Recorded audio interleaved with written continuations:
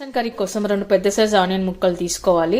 అలాగే 1/2 కప్పు వరకు శనగపిండి తీసుకోవాలి. అలా అంటే బేసన్ ఫ్లోర్ తీసుకోవాలి. ఇప్పుడు మనం 2 టేబుల్ స్పూన్ ఆయిల్ వేసుకున్న తర్వాత మినపగుళ్ళు వేసుకోవాలి. అలాగే 1 టీ స్పూన్ జీలకర్ర వేసుకోవాలి.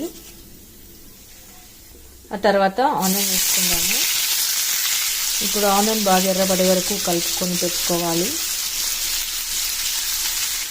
తర్వాత 2 పచ్చిమిర్చి, అలాగే కరివేపాకు, పసుపు, సాల్ట్ తగినంత ఇవన్నీ వేసాక కలుపుకొని పెట్టుకుందాము.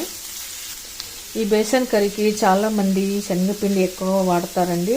నేను మాత్రం ఆనియన్ ఎక్కువ వాడతాను. ఆనియన్ ఎక్కువ ఉంటుంది, శనగపిండి తక్కువ ఉంటుంది నాది.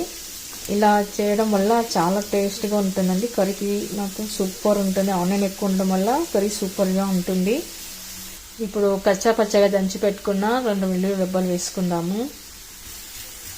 ఇప్పుడు ఆనియన్ కాస్త దగ్గర పడ్డ తర్వాత రెడ్ చిల్లీ పౌడర్, సాల్ట్ రుచికి సరిపడా, ధనియా పౌడర్ ఇవన్నీ వేసాక బాగా కలుపుకొని పెట్టుకోవాలి.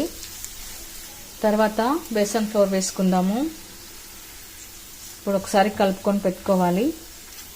ఇలా కలుపుకొని పెట్టుకున్న తర్వాత కొద్దిగా వాటర్ వేసుకుందాము. ఇప్పుడు శనగపిండిలోని పచ్చివాసన పోయే వరకు కలుపుకొని పెట్టుకోవాలి. ఇప్పుడు సన్నగా కట్ చేసి పెట్టుకున్న పుదీనా వేసుకుందాము. అలాగే కొత్తిమీర ఇప్పుడు ఒకసారి కలుపుకొని పెట్టుకుందాము.